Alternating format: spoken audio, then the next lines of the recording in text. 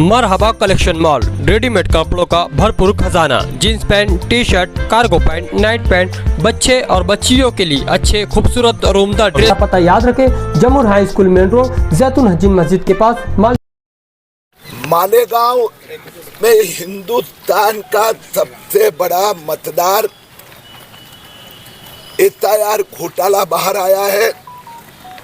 मालेगांव मध्य विधानसभा है, लगभग 85-90% मुस्लिम बस्ती है। बड़े प्रमाण में यहाँ बांग्लादेशियों ने जन्म प्रमाण पत्र प्राप्त किए थे। 1,26,000 मतदाता में एनामोली संदिग्ध डाउटफुल पाए गए हैं। यहाँ पर हमने देखा कि चुनाव आयोग के कुछ बीएलओ, ब्लॉक लेवल ऑफिसर इसमें शामिल हो गए। राजकीय पक्ष के कार्यालय में बैठकर एमआईएम हो, कांग्रेस हो, उनके पार्षदों के कार्यालय में बैठकर मैपिंग हुआ है। एक बीएलओ के मोबाइल पे दिखता है कि एक अदनान अली का नाम 7 जगह, फिर भी 7 जगह मैपिंग किया गया। ऐसे 1000 नाम पाए गए कि जिनका अनेक जगह पर नाम है। हमने आज ऐसे 7 चुनाव अधिकारियों की सूची दी है जिनके खिलाफ इंक्वायरी होनी चाहिए।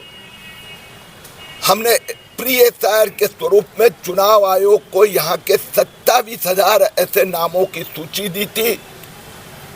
चुनाव आयोग के निर्देश के बाद में प्री एसआईआर में 23,555 नाम रद्द कर दिए गए हैं।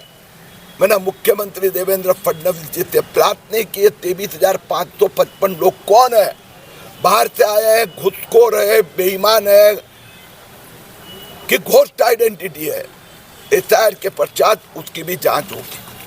सर, आपने कहा कि नाम जो है अदृश्य नाम है, जिन लोगों की मैपिंग हो गई है उन लोगों के फॉर्म नहीं आए और वो लोग अभी जो असल मतदार है अभी जिंदे दिख रहे हैं कि वो है।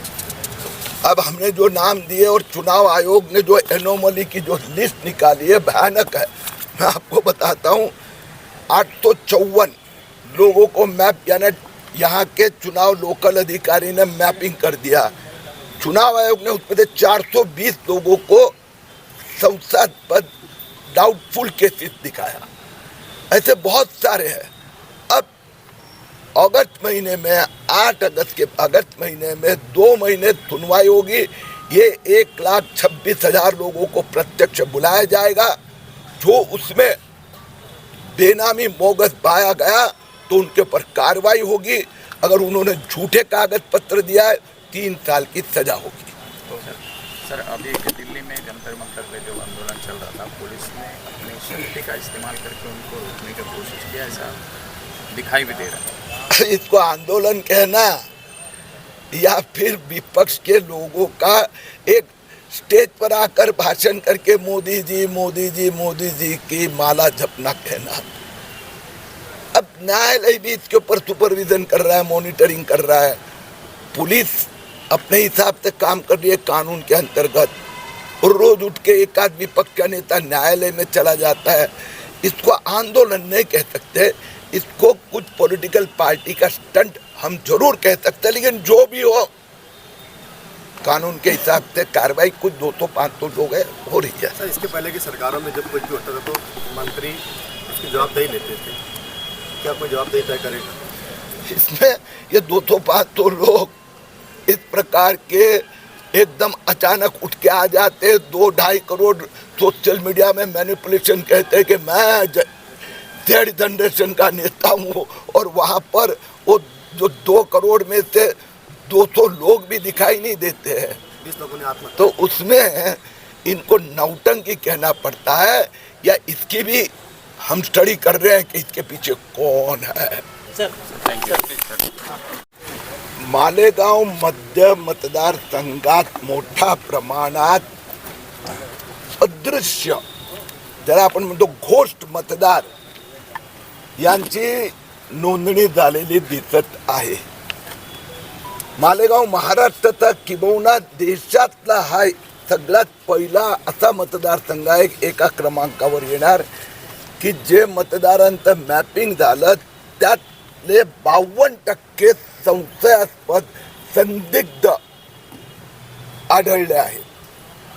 1,26,000 मालेगाव मध्यचे मतदार, त्यांचे 2-5 ठिकाणी नावं, काही नावं तर एकाच व्यक्तीची लागून 7 बूथमध्ये प्रत्येक ठिकाणी. त्यात काही BLOनी निवडणूक अधिकारी जे त्यांनी अधिक सतर्कता बाळगायची गरज होती.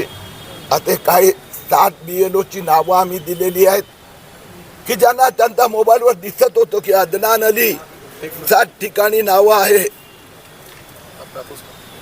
7 ठिकाणी नावं आहे, तरी BLOने मॅपिंग कसं केलं? या BLOला ताबडतोब आता 7 BLOला सस्पेंड करावं अशी पण आम्ही मागणी केली आहे. या 1,26,000 लोकांचं प्रत्यक्ष सुनावणी होणार आणि त्या प्रत्येक सुनावणीत निवडणूक अधिकारीच्या सोबत भाजपचं तिथला प्रमुख पण सुनावणीत बसणार. मालेगाव हे महाराष्ट्राचं सगळ्यात जास्त बेनामी मतदार असलेलं विधानसभा आढळली आहेत. या सगळ्या लोकांवर मतदार यादीतून तर नाव गायब होणारच, डिलीट केलंच जाणार. त्याचबरोबर यापूर्वी जी आम्ही कंप्लेंट केली होती त्याला निवडणूक आयोगाने SIR मध्ये चौकशी करायची होती, ती झाली आणि 23,555 नावं डिलीट झाली. मी मान्य मुख्यमंत्र्यांकडे पण मागणी केली आहे की 23,555 कोण, हे घोस्ट व्यक्ती कोण, इथले आहे, बाहेरचे आहे, घुसखोर आहे, आतंकवादी आहे, तर त्याचा तपास पण SIRची प्रक्रिया संपली की होणार. तर राज्यात SIRचं आपण काम बघताय प्रामुख्याने, राज्याची SIRची किती प्रमाणात काम झालं आणि काय परिस्थिती? आता आजच मला काल रात्री जळगावचा रिपोर्ट आला. जळगाव 99% स्लिपा म्हणजे घरी जाऊन फॉर्म वाटप झालं. त्यातलं मॅपिंगचं प्रमाण पण 80% अधिक आहेत.